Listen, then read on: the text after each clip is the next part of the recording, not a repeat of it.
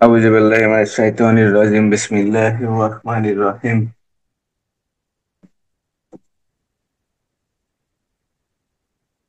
ربي زدني علما ربي زدني علما ربي زدني علما আমরা আজকে ইনশাআল্লাহ আলোচনা করব পুলিশ আইন।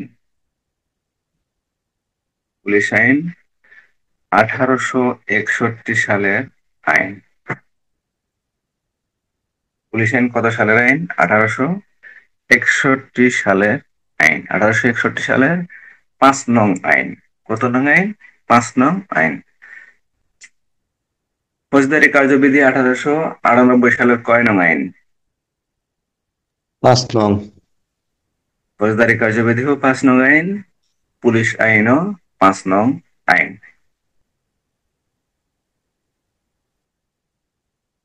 পুলিশ আইনের ধারা 1, ধারা 1-এ বলা হয়েছে বিভিন্ন বিষয়ের সংজ্ঞা।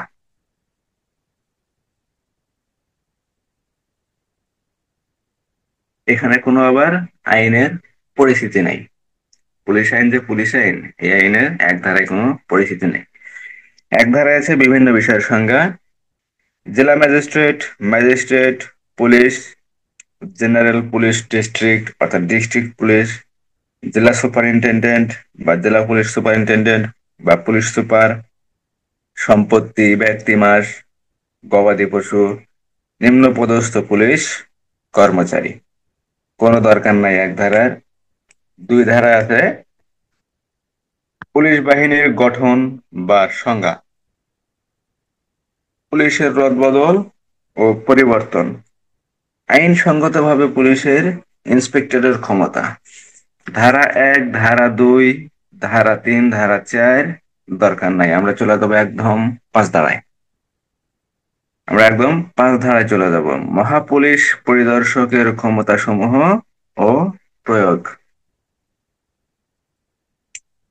আমরা পড়ছিলাম ফৌজদারি কার্যবিধি আইনের স্পেশাল ম্যাজিস্ট্রেট নিয়োগ করা যায় একজন পুলিশের এসপি টু অপারেট কর্মকর্তাকে। তার সাথে সংযুক্ত ধারা ছিল ফৌজদারি কার্যবিধি 12 ধারা, পুলিশ আইনের 5 ধারা, পিআরবি 35 বিধি বা পিআর 35 বিধি।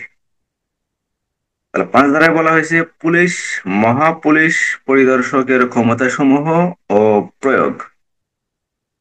পুলিশের ইন্সপেক্টর জেনারেল অর্থাৎ আইজিপি মহোদয় দেশের সকল জেলায় ম্যাজিস্ট্রেটের পূর্ণ ক্ষমতার অধিকারী হবেন, তবে সরকার কর্তৃক বিভিন্ন সময়ে দেওয়া আদেশ বলে নিয়ন্ত্রণ সাপেক্ষে তিনি উক্ত ক্ষমতা প্রয়োগ করবেন। তাহলে কি বলা হয়েছে? মহাপুলিশ পরিদর্শক সমগ্র বাংলাদেশের যে কোনো স্থানে জেলা ম্যাজিস্ট্রেটের পূর্ণ ক্ষমতার অধিকারী হবেন। জেলায় যে ম্যাজিস্ট্রেট থাকেন সে ম্যাজিস্ট্রেটের পূর্ণ ক্ষমতার অধিকারী হবেন। তার মানে জেলার যে একজন ম্যাজিস্ট্রেট আছেন তার বিশাল একটা ক্ষমতা, তার বিশাল একটা ক্ষমতা। তাহলে মহাপুলিশ পরিদর্শক তিনি কি করবেন? একজন জেলার ম্যাজিস্ট্রেটের পূর্ণ ক্ষমতার অধিকারী হবেন, তবে সরকার কর্তৃক বিভিন্ন সময়ে যদি বিভিন্ন রকমের যদি আদেশ দেয়, আদেশ দিয়ে যদি তাকে নিয়ন্ত্রণ করে, তাহলে নিয়ন্ত্রণ সাপেক্ষে তিনি উক্ত ক্ষমতা প্রয়োগ করতে পারবেন। ধারা ফৌজদারি কার্যবিধি আইনের 12, পিআরবি 35, পুলিশ আইনের 5 ধারা। পুলিশ আইনের 5 ধারা।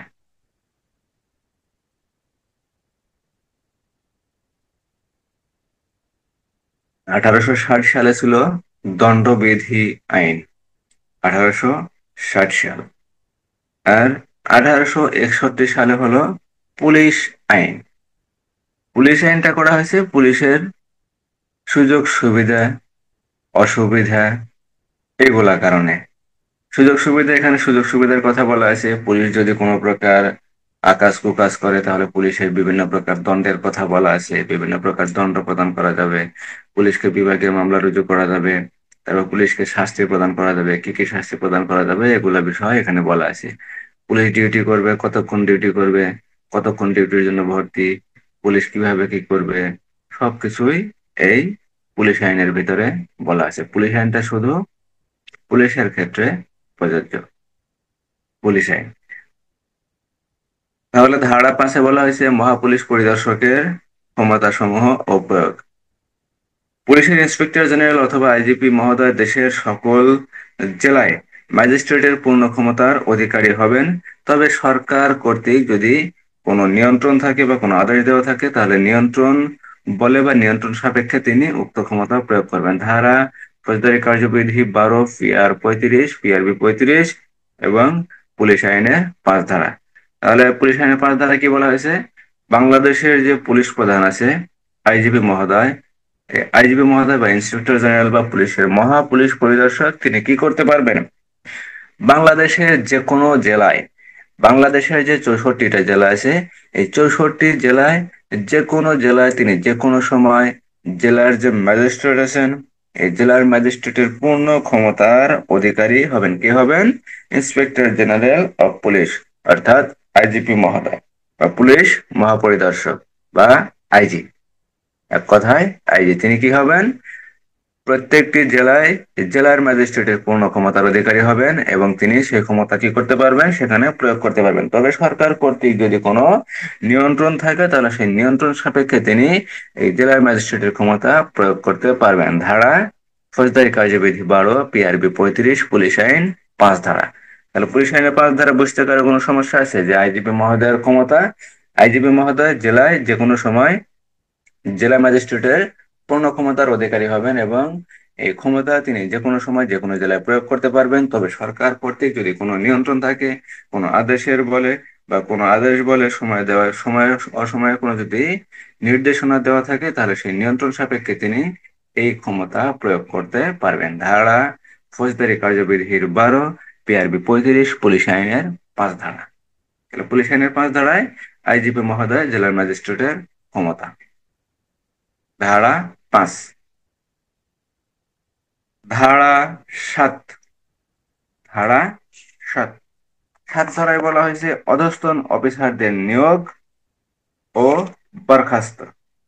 ধারা 7।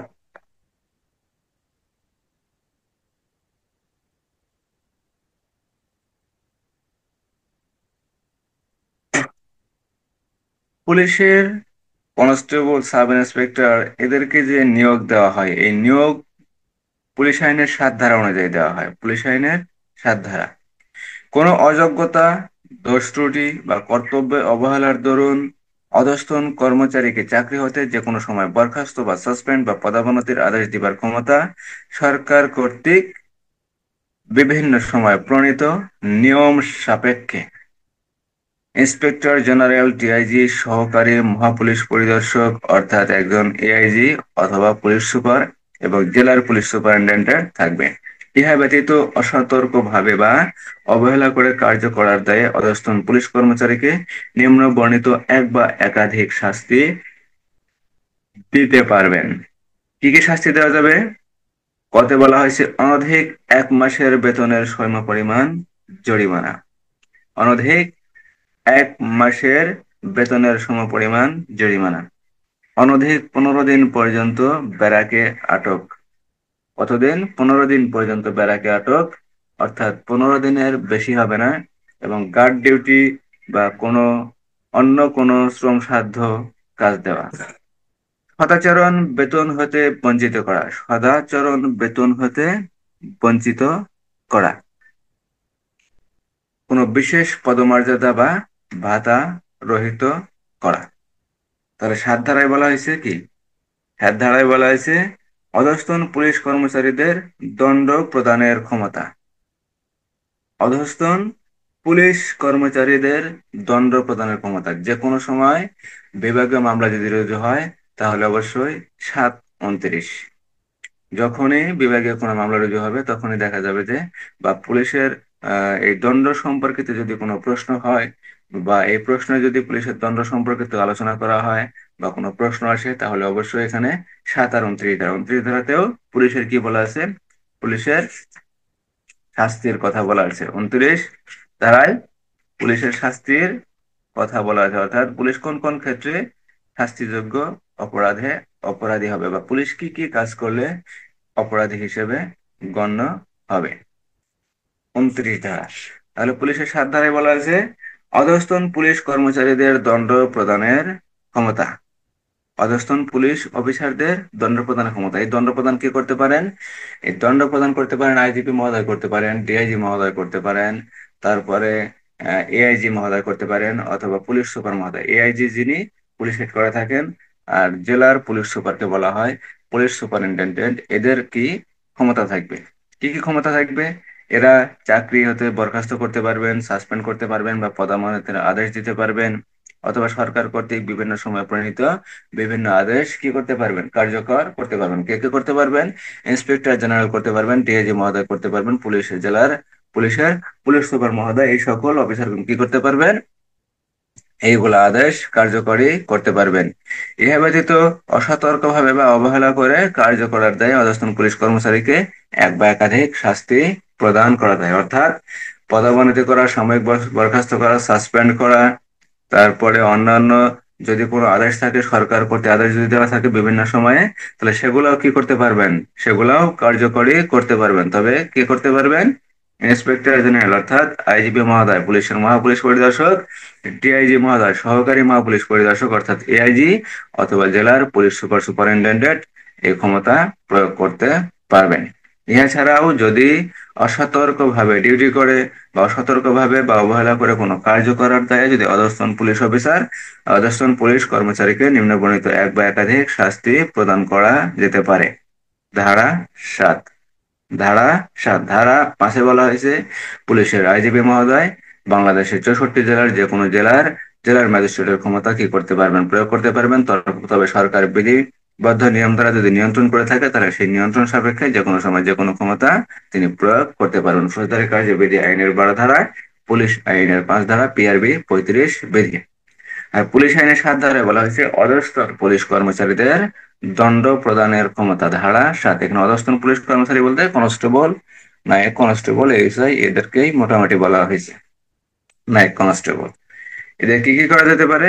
এদেরকে বিভিন্ন সময়ে বিভিন্ন প্রকার শাস্তি প্রদান করা যেতে পারে। তবে কোনো অযোগ্যতা, দোষত্রুটি বা কর্তব্য অবহেলার দরুন কোনো অযোগ্যতা কোনো অযোগ্যতা, দোষত্রুটি বা কর্তব্যে অবহেলার দরুন অধস্তন কর্মচারীকে চাকরি হতে যে কোনো সময় বরখাস্ত করা যেতে পারে। চাকরি হতে যে কোনো সময় বরখাস্ত বা সাসপেন্ড বা পদোন্নতির আদেশ দেবার ক্ষমতা সরকার কর্তৃক বিভিন্ন সময়ে বাংলাদেশ পুলিশের মহাপুলিশ পরিদর্শক, ডিআইজি মহোদয়, তারপরে সহকারী মহাপুলিশ পরিদর্শক অথবা পুলিশ সুপারিনটেন্ডেন্টের ক্ষমতা থাকবে। অর্থাৎ এই সকল ক্ষমতা, অর্থাৎ কোনো অধস্তন কোনো কর্মচারী যদি কোনো অযোগ্যতা প্রকাশ করে বা কোনো অবহেলামূলক কোনো কার্য করে বা কর্তব্য অবহেলার দরুন অধস্তন যদি কর্মচারী কোনো দোষী সাব্যস্ত হয়, তাহলে সেই কর্মচারী, অধস্তন কর্মচারীকে কি করা যেতে পারে? তাকে চাকরি হতে সাময়িক বরখাস্ত করা যেতে পারে, অথবা সাসপেন্ড করা যেতে পারে, অথবা শাস্তি হিসেবে কি পদোন্নতি। দেখা গেল এএসআই আছে বা নায়ক আছে, নায়ক হতে এএসআই হতে কি কনস্টেবলে রূপান্তর করা যেতে পারে। তাহলে এক কথা, যদি কোনো অধস্তন কর্মচারী অযোগ্যতা প্রকাশ করে বা কোনো দোষ ত্রুটি ধরা পড়ে অথবা কর্তব্য অবহেলার দরুন অধস্তন কর্মচারী কি করা যেতে পারে? তাকে চাকরি হতে সাময়িক বরখাস্ত করা যেতে পারে, অথবা সাসপেন্ড করা যেতে পারে, বা পদোন্নতির আদেশ দেওয়া যেতে পারে। এই আদেশগুলো কে দিতে পারেন? পুলিশের মহাপরিদর্শক দিতে পারেন, অথবা ডিআইজি মহোদয় দিতে পারেন, সহকারী মহাপুলিশ পরিদর্শক অথবা পুলিশ সুপারিনটেন্ডেন্ট এই ক্ষমতা প্রয়োগ করতে পারেন। অর্থাৎ সরকার কর্তৃক বিভিন্ন সময়ে প্রণীত এই ক্ষমতাগুলো, যখন এই ক্ষমতাগুলো দিচ্ছেন, এই ক্ষমতাগুলো কি করতে পারবেন?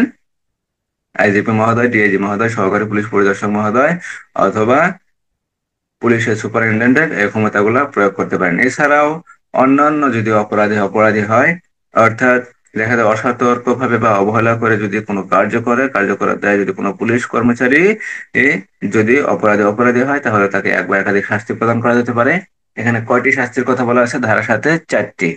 ধারা 7-এ 4টি অপরাধের কথা বলা আছে। অনধিক 1 মাসের বেতনের সমপরিমাণ জরিমানা, অর্থাৎ 1 মাসের যে বেতন হবে সে বেতনের সমপরিমাণ জরিমানা করা যেতে পারে। ধারা 7-এর ক। খতে বলা হয়েছে অনধিক 15 দিন পর্যন্ত ব্যারাকে আটক। কতদিন? 15 দিন। 15 দিন পর্যন্ত ব্যারাকে আটক এবং গার্ড ডিউটি বা শ্রম সাধ্য অন্য কোনো ডিউটি প্রদান করা যেতে পারে। গতে বলা হয়েছে সদাচরণ, বেতন হতে বঞ্চিত করা। তারপর ঘতে বলা হয়েছে কোনো বিশেষ পদমর্যাদা বা ভাতা রহিত করা, কোনো বিশেষ পদমর্যাদা বা ভাতা রহিত করা। ধারা 7, এখানে চাকরি হতে বরখাস্ত বা অপসারণের আদেশ দিতে হলে বা পদাবনতির আদেশ দিতে হলে কেবলমাত্র সংশ্লিষ্ট পুলিশ কর্মচারী নিয়োগকারী কর্তৃপক্ষই উক্তরূপ আদেশ দিতে পারেন, তার নিম্ন পদস্থ কোনো অফিসার উক্তরূপ আদেশ দিতে পারেন না। অর্থাৎ সাব ইন্সপেক্টর যখন নিয়োগ হয় তখন ডিআইজি মহোদয় এই আদেশটি দিতে পারেন। আর যখন কনস্টেবল নিয়োগ হয়, কনস্টেবল নিয়োগ হলে কে নিয়োগ দেন? একজন জেলার পুলিশ সুপার বা এসপি। এই একজন কনস্টেবলকে যদি চাকরি হতে বরখাস্ত করা হয় বা অপসারণের আদেশ দেওয়া হয়, তাহলে একজন পুলিশ সুপারই যথেষ্ট, তিনি এই আদেশ দিতে পারেন। কিন্তু একজন সাব ইন্সপেক্টর যদি আবার এই সাব ইন্সপেক্টরকে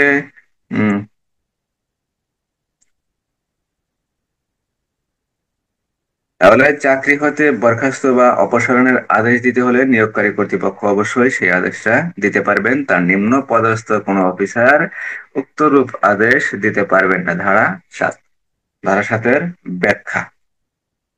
তো ধারা 7-এর মূল বিষয়টি হলো, যদি কোনো অধস্তন কর্মচারী কোনো অযোগ্যতা প্রকাশ করে বা কোনো দোষ ত্রুটি বা কর্তব্য অবহেলার কারণে যদি অধস্তন কর্মচারী কোনো দোষে দোষী সাব্যস্ত হয়, তাহলে তাকে চাকরি হতে কি করা যেতে পারে? চাকরি হতে বরখাস্ত করা যেতে পারে বা সাসপেন্ড করা যেতে পারে অথবা পদোন্নতি করা যেতে পারে। এই ক্ষমতা কাকে দেওয়া হয়েছে? আইজিপি মহোদয়কে অথবা ডিআইজি মহোদয়কে অথবা সহকারী মহাপুলিশ পরিদর্শক অথবা জেলার পুলিশ সুপারিনটেন্ডেন্ট এই ক্ষমতা প্রয়োগ করতে পারবেন। এই ক্ষমতা প্রয়োগ করা ব্যতীতও যদি ওই অধস্তন কর্মচারী অসতর্কভাবে বা অবহেলা করে কোনো কার্য করে, তাহলে তার জন্য যদি তিনি দোষী সাব্যস্ত হন, তাহলে তাকে নিম্নপদস্থ এক বা একাধিক শাস্তি প্রদান করা যেতে পারে। কতে বলা হয়েছে, যদি দোষী সাব্যস্ত হয় তাহলে তাকে 1 মাসের সমপরিমাণ বেতনের কি জরিমানা করা যেতে পারে। অনধিক 1 মাস, 1 মাসের বেশি হবে না। তাহলে প্রথমটা হলো 1 মাসের সমপরিমাণ বেতন কি করা যেতে পারে? জরিমানা করা যেতে পারে। আর দ্বিতীয় বিষয়টি হলো, অনধিক 15 দিন পর্যন্ত বেড়াকে আটক করা যেতে পারে। এটাও একটা শাস্তি। তাহলে 1 মাসের সমপরিমাণ কি জরিমানা করা যেতে পারে, অনধিক 15 দিন বেড়াকে আটক করা যেতে পারে, অথবা গার্ড ডিউটি বা অন্য কোনো শ্রমমূলক ডিউটি বা শ্রমসাধ্য কাজ দেওয়া যেতে পারে। তারপর বলা হচ্ছে সদাচরণ বেতন হতে বঞ্চিত করা যেতে পারে, কোনো বিশেষ পদমর্যাদা বা ভাতা রহিত করা যেতে পারে। ধারা 7, পিআরবি 875 বিধি আর ডিএমপি 12 ধারা। পিআরবি কত? 875 বিধি, ডিএমপি 12 ধারা। তো ধারা 5, পুলিশের মহাপুলিশ পরিদর্শকের ক্ষমতা ও প্রয়োগ। আর ধারা 7, অধস্তন পুলিশ অফিসারদেরকে বা পুলিশ কর্মচারীদেরকে দণ্ড প্রদানের ক্ষমতা। ধারা 8, পুলিশের নিয়োগ। পুলিশের নিয়োগটা আসলে ধারা 8। ভালো কথা, এখানে এখানে যদি এখানে শাস্তির কিছু কথা বলা আছে। শাস্তি, চাকরি হতে যে অপসারণ বা চাকরি হতে বরখাস্ত বা অন্যান্য যে আদেশ দেওয়া হয়, এক্ষেত্রে আসলে কি দুই প্রকারের শাস্তি প্রদান করা হয়। এক প্রকার শাস্তি হলো গুরুদণ্ড, একটা হলো লঘুদণ্ড। একটা গুরুদণ্ড, একটা লঘু দণ্ড। আসলে গুরুদণ্ড 5টি। চাকরি হতে বরখাস্তকরণ। 1, চাকরি হতে বরখাস্তকরণ, চাকরি হতে অপসারণ, পদাবনতি, বেতন বৃদ্ধি স্থগিতকরণ। অনেক সময় বেতন বৃদ্ধি কিন্তু স্থগিত করে দেয়। কিভাবে দেয়? যে আগামী যে ইনক্রিমেন্ট প্রাপ্য হবে, সেই ইনক্রিমেন্ট 1 বছরের জন্য বা 2 বছরের জন্য বা 3 বছরের জন্য স্থগিত করা হলো। পরবর্তীতে বিধি অনুযায়ী সেই ইনক্রিমেন্ট কি হবেন? প্রাপ্য হবেন। ঠিক আছে। যখন কোনো অধস্তন কর্মচারীকে সাময়িক বরখাস্ত করা হয়, লাস্ট ফিনিশিং যখন তাদেরকে দণ্ড প্রদান করা হয়, বিভিন্ন রকমের দণ্ড প্রদান করা হয়। কিরকম? দেখা যায় পদোন্নতি, 1 বছর, 2 বছর, 3 বছরের জন্য পদোন্নতি বা পদোন্নতি স্থগিতকরণ, পদোন্নতি আর হবে না। তারপর বেতন বৃদ্ধি স্থগিতকরণ সাময়িকভাবে হতে পারে, 1, 2, 3 বছর নির্দিষ্ট একটা সময়ের জন্য হতে পারে, অথবা একবারেই হতে পারে। স্থায়ীভাবে বেতন বৃদ্ধি স্থগিতকরণ করতে পারে। একটা ইনক্রিমেন্ট দেখা যায় স্থায়ীভাবে স্থগিতকরণ। ঠিক আছে, তাহলে গুরুদণ্ড হলো 5টি, লঘুদণ্ড 5টি। গুরুদণ্ড 5টি, লঘুদণ্ড 5টি। তাহলে গুরুদণ্ড কি কি? চাকরি হতে অপসারণ, চাকরি হতে বরখাস্তকরণ, চাকরি হতে পদোন্নতি, তারপরে বেতন বৃদ্ধি স্থগিতকরণ, পদোন্নতি স্থগিতকরণ। তাহলে বেতন বৃদ্ধি স্থগিতকরণ, পদোন্নতি স্থগিতকরণ দুইটি। আর চাকরি হতে অপসারণ, চাকরি হতে বরখাস্তকরণ, আর পদাবনতি। দেখা গেল যে পদোন্নতি পাইতে পাইতে সাব ইন্সপেক্টর হয়েছে, তাহলে কনস্টেবল করা হয়, এএসআই করা হয়, অথবা পদোন্নতি পেয়ে কনস্টেবল থেকে এএসআই হয়েছে, তাকে পদোন্নতি কি করা হয়? এএসআই থেকে কনস্টেবল করা হয়। এটা 1 2 3 4 5 বছরের জন্য করা যেতে পারে। পদোন্নতি 1 2 3 4 5 যে কোনো সময়ের জন্য বা যে কোনো বছরের জন্য করা যেতে পারে। এটা পুলিশ সুপার মহোদয় অথবা যিনি ঊর্ধ্বতন যিনি অফিসার আছেন, যিনি এই পদক্ষেপ নেন, তিনি এটা ভালো বোঝেন, বা যে কোনো সময় তিনি এই যে কোনো দণ্ড প্রদান করতে পারেন। তাহলে গুরুদণ্ড 5টি আর লঘুদণ্ড 5টি। সতর্কীকরণ, লঘুদণ্ড 5টি, সতর্কীকরণ, তিরস্কার। আমাদেরকে প্রায় সময় দেখা যায় তিরস্কার দেয়। তিরস্কার, সতর্কীকরণ, তিরস্কার, অতিরিক্ত ড্রিল, ফ্যাটিগ ডিউটি, আটক বা নজরবন্দি, আটক অথবা নজরবন্দি। তাহলে মোট কতগুলোর কথা বলা হয়েছে? গুরুদণ্ড 5টি, লঘুদণ্ড 5টি, মোট দণ্ড হলো এখানে 10টি। তার ভিতরে গুরুদণ্ড 5টি, লঘুদণ্ড 5টি। গুরুদণ্ড 5টি কি কি? চাকরি হতে বরখাস্তকরণ, চাকরি হতে অপসারণ, পদোন্নতি, বেতন বৃদ্ধি স্থগিতকরণ, পদোন্নতি স্থগিতকরণ, বেতন বৃদ্ধি স্থগিতকরণ, পদোন্নতি স্থগিতকরণ। আর লঘুদণ্ড হলো 5টি: সতর্কীকরণ, তিরস্কার, ফ্যাটিগ ডিউটি, অতিরিক্ত ডিল, আটক বা নজর বন্দি, আটক অথবা নজর বন্দি।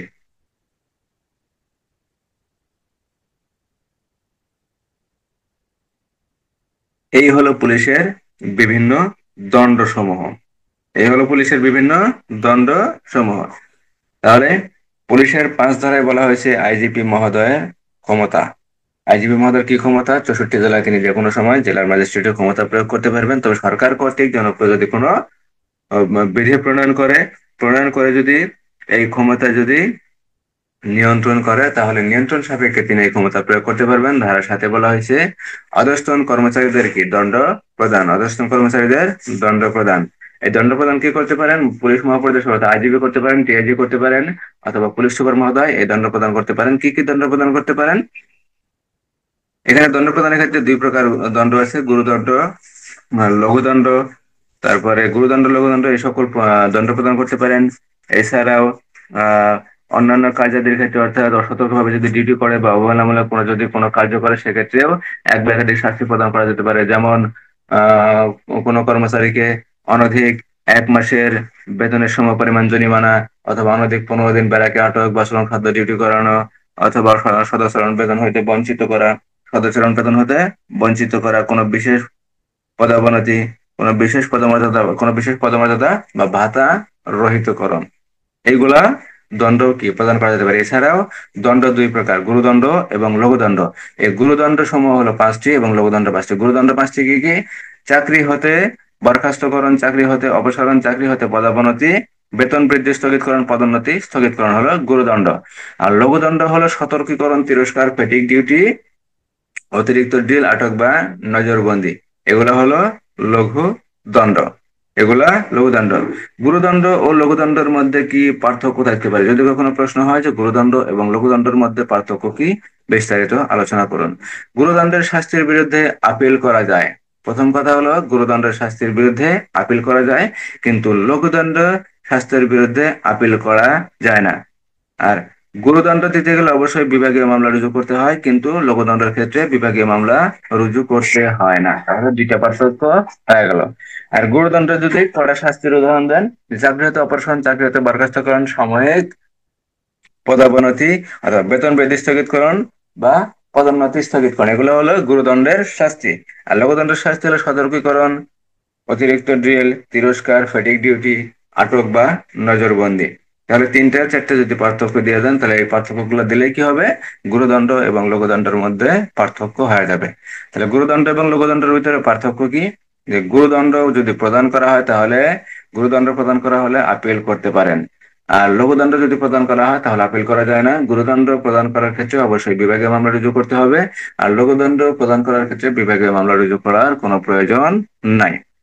আর গুরুদণ্ড শাস্তিসমূহ চাকরি হতে বরখাস্তকরণ, অপসারণ, পদোন্নতি, বেতন বৃদ্ধি স্থগিতকরণ, পদোন্নতি স্থগিতকরণ। আর লঘুদণ্ড সমূহ হলো তিরস্কার, সতর্কীকরণ, অতিরিক্ত ডিল, ফেডিক ডিউটি, আটক বা নজরবন্দি। তাহলে যদি প্রশ্ন হয় গুরুদণ্ড এবং লঘুদণ্ডের মধ্যে পার্থক্য আলোচনা করুন, এই পার্থক্যগুলো দিয়ে দিলেই ইনশাল্লাহ হবে। ধারা 8। ধারা 8। 8 ধারায় বলা হয়েছে পুলিশের নিয়োগ। পুলিশের নিয়োগ সংক্রান্ত কার্যক্রম ধারা 8। পুলিশ এই আইনের 4 ধারায় উল্লেখিত কর্মকর্তা ব্যতীত 4 ধারায় কোন কোন কর্মকর্তার কথা বলা আছে? এখানে আইজিপি মহোদয়, অতিরিক্ত ইন্সপেক্টর জেনারেল মহোদয়, তারপরে আর কোন কোন মহোদয়, এরাই।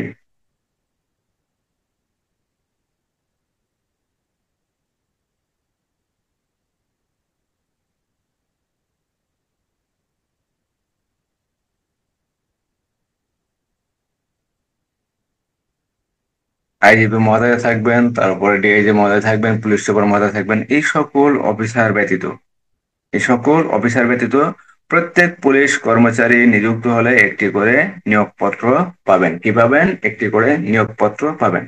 অর্থাৎ কনস্টেবলের যে নিয়োগগুলো হয় আর সাব ইন্সপেক্টরের যে নিয়োগগুলো হয়, এই নিয়োগের ক্ষেত্রে প্রত্যেকে কি পাবেন? একটি করে নিয়োগপত্র পাবেন। নির্ধারিত ফর্মে এই সার্টিফিকেট দেওয়া হয়। ইহার ফলে সে সকল পুলিশের ক্ষমতা, কর্তব্য, দায়িত্ব ও সুযোগের অধিকারী থাকবে। কি থাকবে? সুযোগের অধিকারী থাকবে। এই সার্টিফিকেট আইজি বা তৎকর্তৃক নিযুক্ত অপর কোনো পুলিশ কর্মকর্তা দ্বারা মোহরাঙ্কিত হবে। এটা সাধারণত দেখা যায় যে যেখানে ট্রেনিং শেষে যোগদান করে সেখানে যে ঊর্ধ্বতন অফিসার থাকেন তিনি কি করেন, এই কনস্টেবলদের জন্য হোক অথবা সাব ইন্সপেক্টরদের জন্য হোক, এদের জন্য কি করেন, একটা সার্টিফিকেট সার্ভিস বই অর্থাৎ খতিয়ান বই, দেখা যায় যে একটা খতিয়ান বই কি করেন, সংযুক্ত করেন অথবা মোহরাঙ্কিত করেন। এই সকল অফিসার কি করেন? মোহরাঙ্কিত করেন। যেমন জেলার পুলিশে যদি অনেক সময় দেখা যায় জেলার পুলিশে বিভিন্ন কনস্টেবল এসে যোগদান করেন, চাকরির ট্রেনিং শেষে যোগদান করেন। এই যোগদানের ক্ষেত্রে কি করা হয়? তাদের জন্য একটা চাকরির খতিয়ান বই তৈরি করা হয়। এই বইয়ে কি করা হয়? এই পুলিশ সুপার মহোদয় দ্বারা তাদের কি করা হয়? একটি সার্টিফিকেট প্রদান করা হয় এবং এই পুলিশ সুপার মহোদয় দ্বারা কি করা হয়? মোহরাঙ্কিত করা হয়, অর্থাৎ তার দ্বারা স্বাক্ষর করানো হয়। তার দ্বারা স্বাক্ষর করানো হয়। এখানে পদত্যাগ, বরখাস্ত প্রভৃতি কোনো কারণে পুলিশ কর্মচারী নিয়োগের অবসান ঘটিলে উক্ত সনদ বা সার্টিফিকেট উপযুক্ত পুলিশ কর্মকর্তার নিকট জমা দিতে হয়। ধারা 8। ধারা 8। কোন পুলিশ কর্মচারী সাময়িক কর্মচ্যুতি বা সাসপেনশনের ফলে তাহার প্রাপ্ত ক্ষমতা ও অধিকার সমূহ সাময়িকভাবে বিলুপ্ত হয় না, কিন্তু শৃঙ্খলা, দায়িত্ব ও শাস্তি সম্পর্কীয় নিয়ম কানুনগুলি সাসপেন্ড কর্মচারীর উপরেও সমানভাবে প্রযোজ্য থাকবে। অর্থাৎ সাসপেন্ড হওয়া সত্ত্বেও কর্মচারী আইনানুগ শৃঙ্খলা ও দায়িত্ব মানিয়া চলিতে বাধ্য থাকবেন। অর্থাৎ এখানে 8 ধারায় বলা হয়েছে যদি পুলিশ কর্মচারীকে নিয়োগ দেওয়া হয়, এই পুলিশ কর্মচারী অত্র আইনের 4 ধারায় যে অফিসারদের কথা বলা আছে, ইন্সপেক্টর জেনারেল, ডিআইজি মহোদয়, পুলিশ সুপার মহোদয়, এই সকল অফিসার ব্যতীত অন্যান্য অফিসারদেরকে নিয়োগ যদি করা হয় তাহলে সেখানে কি করতে হবে? অবশ্যই নিয়োগপত্র প্রদান করতে হবে। কে নিয়োগপত্র প্রদান করবেন? ওই পুলিশ সদস্য যেখানে কর্মরত থাকবেন সেখানকার ঊর্ধ্বতন অফিসার তাকে এই নিয়োগপত্র প্রদান করবেন। এই নিয়োগপত্র প্রদানের ক্ষেত্রে কি করতে হবে? ঊর্ধ্বতন পুলিশ অফিসার দ্বারা কি করতে হবে? এটা মোহরাঙ্কিত করতে হবে। কোনো কারণে যদি ওই পুলিশ সদস্য সাময়িক বরখাস্ত হয় বা পদত্যাগ করা হয়, বরখাস্ত হয় বা পদত্যাগ করা হয়, তাহলে পুলিশ কর্মচারীর নিয়োগের যদি কোনোভাবে যদি অবসান ঘটে, অর্থাৎ সে যদি কোনো কারণে যদি এই চাকরি হতে যদি বাতিল হয়ে যান, পদত্যাগ করেন, সেটা নিজে পদত্যাগ করেন অথবা পুলিশ অফিসার বাধ্যতামূলক যদি পদত্যাগ করান অথবা বরখাস্ত যদি করেন, সেক্ষেত্রে কি করতে হবে? ওই যে নিয়োগপত্রটা আছে সেই নিয়োগপত্রটা তার ঊর্ধ্বতন অফিসারকে কাছে কি করতে হবে? জমা দিতে হবে। কোনো পুলিশ কর্মচারী যদি সাময়িক কর্মচ্যুতি বা সাসপেনশনের ফলে তার ক্ষমতা যদি বা ক্ষমতা ও অধিকার সমূহ সাময়িকভাবে বিলুপ্ত হয়, কি হয়? সাময়িক সময়ের জন্য বিলুপ্ত হয়।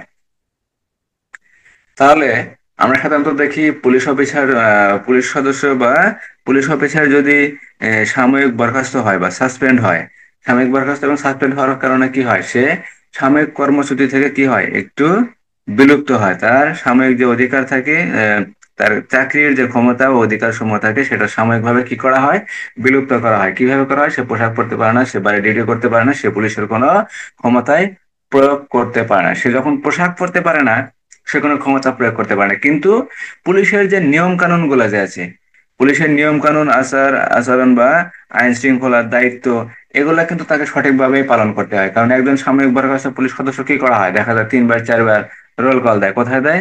আড়াই স্যারের কাছে। যে কোনো সময় যদি তাকে ডাকা হয়, সে ওই আইন শৃঙ্খলা সদস্য হিসেবে সে ওই ডাকে সাড়া দিতে বাধ্য থাকে।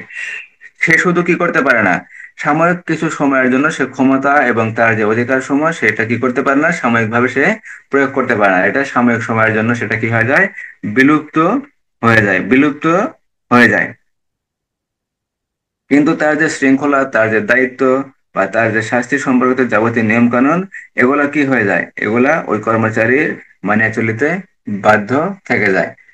যদিও তার সাময়িক সময় কি করা হয়, তাকে ক্ষমতা থেকে বিলুপ্ত করা হয় বা ক্ষমতা থেকে বিরত রাখা হয়, বা তাকে সাময়িক সময় কি স্থির করে রাখা হয়, তাকে ওই তার যে নির্দিষ্ট একটা যে ক্ষমতা আছে, এই ক্ষমতা থেকে তাকে সাময়িক সময়ের জন্য কি করা হয়, বাইরে রাখা হয়।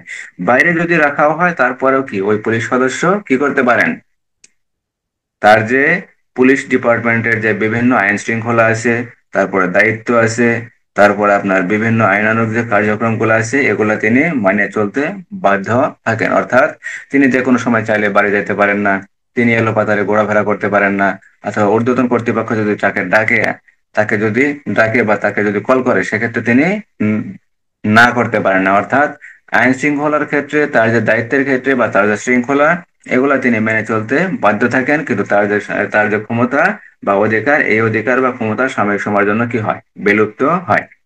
তাহলে 8 ধারায় বলা হয়েছে পুলিশ অফিসার কি হবেন, পুলিশ অফিসারদের জন্য সার্টিফিকেট সমূহ, এই আইনের 4 ধারায় উল্লেখিত অফিসার ব্যতীত প্রত্যেক পুলিশ কর্মচারী নিযুক্ত হলে একটি করে কি পাবেন, সার্টিফিকেট পাবেন বা নিয়োগপত্র পাবেন। এই নির্ধারিত ফর্মে এই সার্টিফিকেট দেওয়া হয়, কি হয়, নির্ধারিত একটা ফর্মে এই সার্টিফিকেট দেওয়া হয়। ইহার ফলে সে সকল পুলিশের ক্ষমতা, কর্তব্য, দায়িত্ব ও সুযোগের অধিকারী হবেন। অর্থাৎ পুলিশ ডিপার্টমেন্টে যে সকল ক্ষমতা থাকবে, অধিকার থাকবে, দায়িত্ব থাকবে, আচার আচরণ থাকবে, বিভিন্ন কার্যক্রম থাকবে, তিনি এগুলা কার্যক্রমের কি হবেন, অধিকারী হবেন। এই সার্টিফিকেট পুলিশের মহাপুলিশ পরিদর্শক বা তৎকর্তৃক নিযুক্ত অপর কোনো পুলিশ অফিসার দ্বারা মোহরাঙ্কিত হবে। অর্থাৎ এখানে বলা হয়েছে, এই সার্টিফিকেট পুলিশের মহাপুলিশ পরিদর্শক অথবা তৎকর্তৃক নিযুক্ত অথবা পুলিশ অফিসার, পুলিশের মহাপুলিশ পরিদর্শক কর্তৃক নিযুক্ত অপর কোনো অফিসার দ্বারা মোহরাঙ্কিত হবে। আসলে পুলিশের মহাপুলিশ পরিদর্শক দ্বারা অর্থাৎ আইজিপি মহোদয় দ্বারা এই সার্টিফিকেট কি স্বাক্ষর করানো সম্ভব না। বিভিন্ন জায়গায় তার নির্দেশনায় যে বিভিন্ন অফিসাররা দায়িত্বে আছেন, তাদের মাধ্যমে কি করা হয়, এই সার্টিফিকেট স্বাক্ষর করানো হয়। কোনো কারণে পদত্যাগ হলে অথবা বরখাস্ত হলে এই সার্টিফিকেট কি করতে হয়, পুলিশ অফিসারের নিকট জমা দিতে হয়। একে দেন, যে অফিসার যে অফিসার পদত্যাগ করেন অথবা বরখাস্ত হন, সেই অফিসার কি করেন, এই সার্টিফিকেট তার নির্দিষ্ট অফিসারের কাছে কি করেন, জমা প্রদান করেন। কোনো পুলিশ কর্মচারী যদি সাময়িকভাবে যদি কর্মচ্যুতি হয় বা সাময়িকভাবে যদি সাসপেন্ড হয়, তাহলে ওই যাবতীয় আইন শৃঙ্খলা সে মেনে চলতে বাধ্য থাকবে। কিন্তু তার যে অধিকার ও ক্ষমতা সমূহ আছে, এগুলাকে সাময়িকভাবে বিলুপ্ত করা হয়। ধারা 8। তাহলে ধারা 5, ধারা 7, ধারা 8 বুঝতে কোনো সমস্যা আছে? না স্যার, বুঝতে পারছি স্যার। ধারা 5-এ বলা হয়েছে পুলিশের আইজিপি মহোদয়ের কি, জেলা ম্যাজিস্ট্রেটের ক্ষমতা, যে কোনো সময় যে কোনো ক্ষমতা প্রয়োগ করতে পারবেন। তবে তবে সরকার কর্তৃক যদি কোনো নিয়ন্ত্রণ থাকে, সেই নিয়ন্ত্রণ সাপেক্ষে এই ক্ষমতা তিনি প্রয়োগ করতে পারবেন। ধারা 7-এ বলা হয়েছে পুলিশকে দণ্ড প্রদান করা যাবে। এই দণ্ড প্রদান কি করতে পারবেন, আইজিপি মহোদয় করতে পারবেন, টিআইজি মহোদয় করতে পারবেন, বা পুলিশ সুপার মহোদয় এই দণ্ড প্রদান করতে পারবেন। এই দণ্ড কিভাবে প্রদান করা যাবে, এই দণ্ড দুইটা ভাগে প্রদান করা যাবে, একটা হলো গুরুদণ্ড এবং একটা হলো লঘুদণ্ড।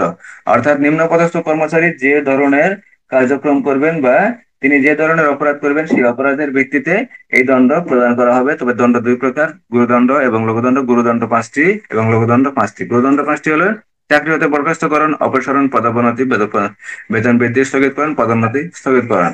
আর লঘুদণ্ড 5টি: সতর্কীকরণ, তিরস্কার, ফ্যাটিগ ডিউটি, অতিরিক্ত ড্রিল, আটক বা নজরবন্দি। এছাড়া যদি কোনো কর্মচারী অসতর্কভাবে বা অবহেলা করে যদি কোনো কার্য সম্পাদন করেন এবং তার দায়ে যদি পুলিশ কর্মচারী যদি অভিযুক্ত হন, তাহলে তিনি এক বা একাধিক শাস্তি ভোগ করতে পারেন। এখানে 4টি প্রকার শাস্তির কথা বলা আছে: অনধিক 1 মাসের সমপরিমাণ টাকা জরিমানা, 1 মাসের বেতনের সমপরিমাণ জরিমানা, অনধিক 15 দিন পর্যন্ত ব্যারাকে আটক অথবা শ্রমসাধ্য ডিউটি করানো, অথবা সদাচরণ বেতন হইতে বঞ্চিত করা। এছাড়াও কোনো বিশেষ পদমর্যাদা বা ভাতা রহিত করা।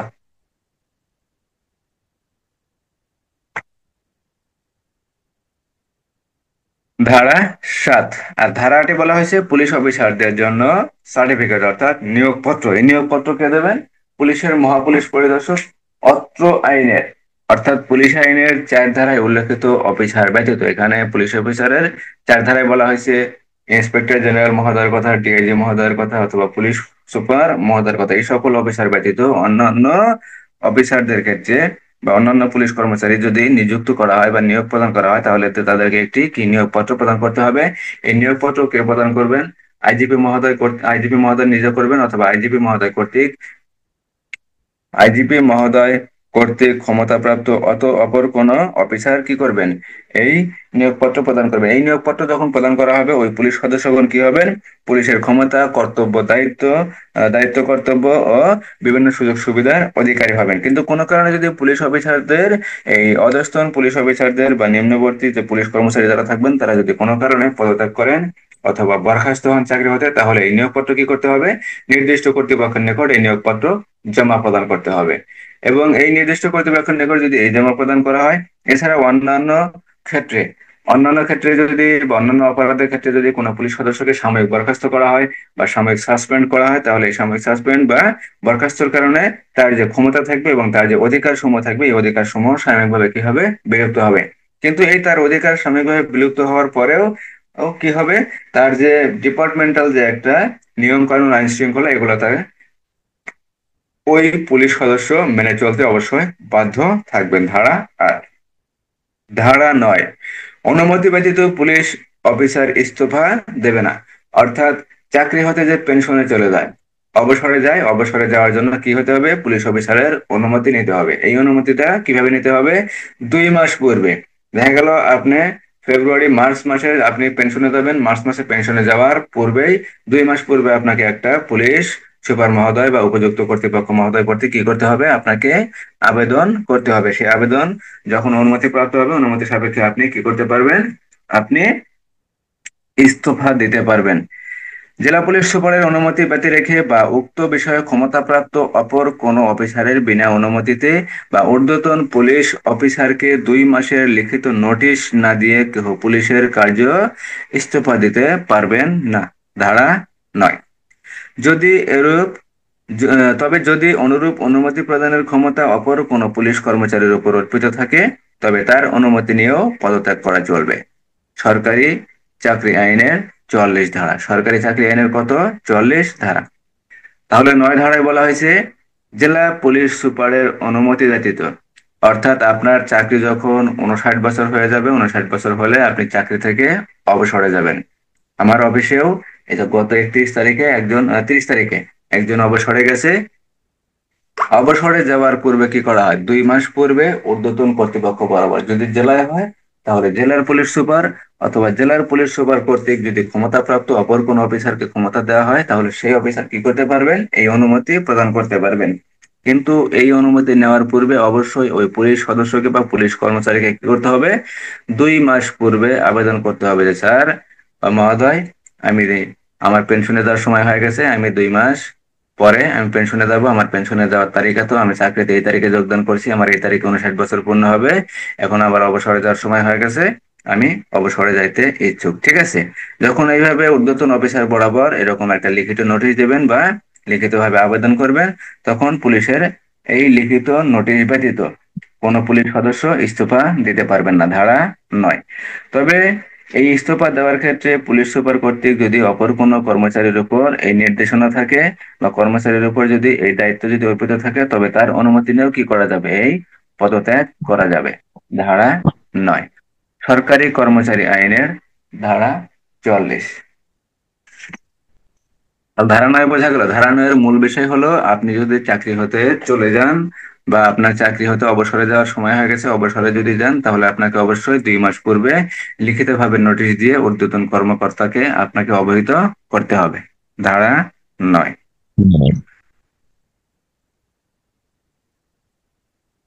তাহলে ধারা 5 আইজিপি মহোদয়ের ক্ষমতা। ধারা 7 সাথে বলা হয়েছে বিভিন্ন প্রকার দণ্ডসমূহ অধস্তন কর্মচারীদের যে সকল দণ্ড প্রদান করা যায়, এই দণ্ডসমূহ। ধারা 8 নিয়োগপত্র। ধারা 9 2 মাস পূর্বে আপনাকে লিখিতভাবে আবেদন করতে হবে বা লিখিতভাবে নোটিশ দিয়ে ঊর্ধ্বতন অফিসারের কাছ থেকে অনুমতি নিতে হবে। এই অনুমতি ছাড়া পুলিশের চাকরি হতে কি ইস্তফা দিতে পারবেন না।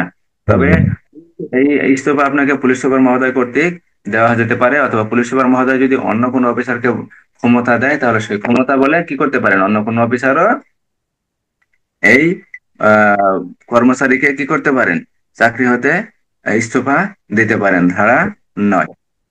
ধারা তাহলে পুলিশ আইনের 5 ধারা, 7 ধারা, 8 ধারা, 9 ধারা বুঝতে কোনো সমস্যা আছে? সমস্যা নেই স্যার। পুলিশের 10 ধারা। পুলিশের 10 ধারা পুলিশ অফিসার অন্য কোনো কাজে নিযুক্ত হবেন না। পুলিশের 10 ধারা, এখানে মোট কথা বলা হয়েছে, আপনি এই চাকরির পাশাপাশি কোনো ব্যবসা বাণিজ্য করতে পারবেন না। চাকরির পাশাপাশি কোনো ব্যবসা বাণিজ্য করতে পারবেন না, বা অন্য কোনো কাজেও আপনি নিযুক্ত হতে পারবেন না। অন্য কোনো কাজেও নিযুক্ত হতে পারবেন না। আপনি মনে করলেন যে আপনার আসলে, রেকর্ডটা বাদ দেই, যে সদস্য, কোনো পুলিশ সদস্য কি করতে পারবে না, এ পুলিশের চাকরিতে কর্মরত থাকা অবস্থায় ইন্সপেক্টর জেনারেলের অনুমতি, লিখিত অনুমতি ব্যতীত কোনো পুলিশ কর্মচারী কর্তব্য কর্ম ব্যতীত অন্য কোনো নিয়োগ বা চাকরি গ্রহণ করতে পারবেন। পারবে না। ধারা 10 এখানে শুধু অন্য কোনো নিয়োগ বা চাকরি নেই, আপনি ব্যবসা বাণিজ্যও করতে পারবেন না। আপনি ব্যবসা বাণিজ্য করতে পারবেন না। এখানেও আপনার বিধিনিষেধ আছে দণ্ডবিধিতে। এখানে আবার দণ্ডবিধিতে আমরা সামনের দিকে যখন যাব তখন বুঝতে পারবো। দণ্ডবিধির 168 না 69 ধারায় বলা হয়েছে যে কোনো পুলিশ সরকারি কর্মচারী কি করতে পারবেন না, ব্যবসা করতে সরকারি পারবে না। অন্য কোনো কাজে কি অংশগ্রহণ করতে পারবেন না।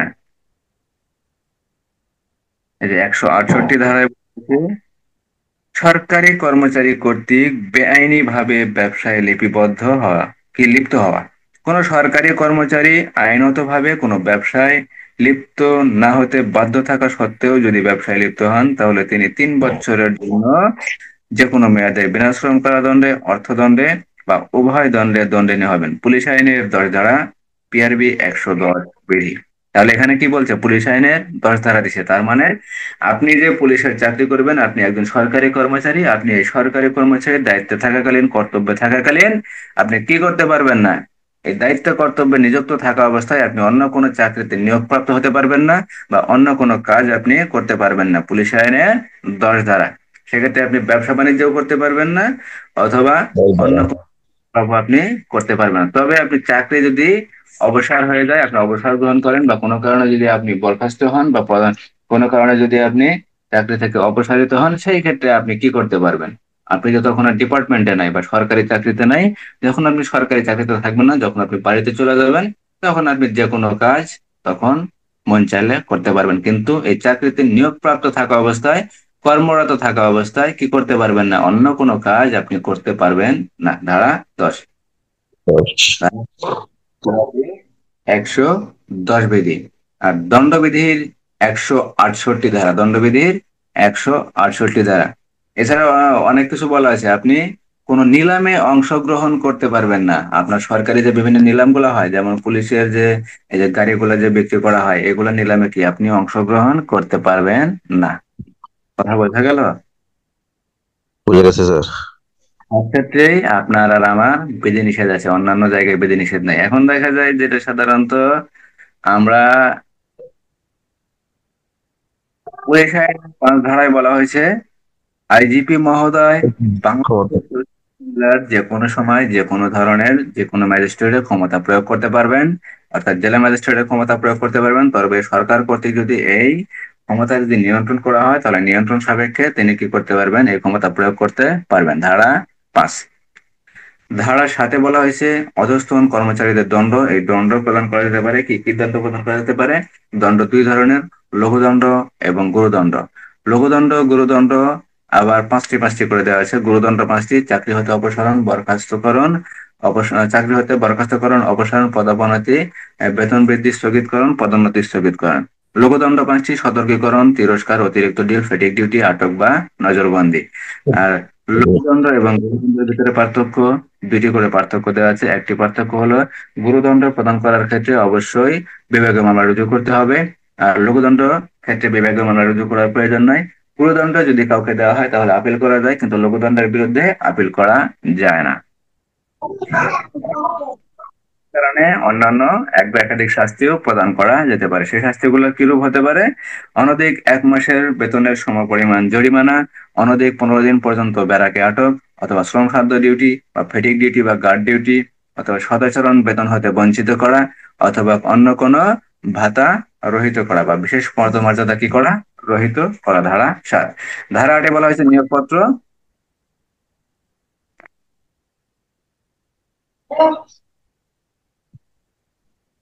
এনামুল ভাই, এনামুল ভাই, বিদ্যুৎ চলে গেছে। আজকে 5 থেকে 10 ধারা পর্যন্ত থাক, আলোচনা করার সম্ভব না। তাহলে আপনারা ইনশাল্লাহ ভালো থাকেন, আর এগুলো অবশ্যই দেখবেন, ঠিক আছে? জি স্যার, ঠিক আছে স্যার। তাহলে ইনশাল্লাহ ভালো থাকেন। আসসালামু আলাইকুম ওয়া রাহমাতুল্লাহ।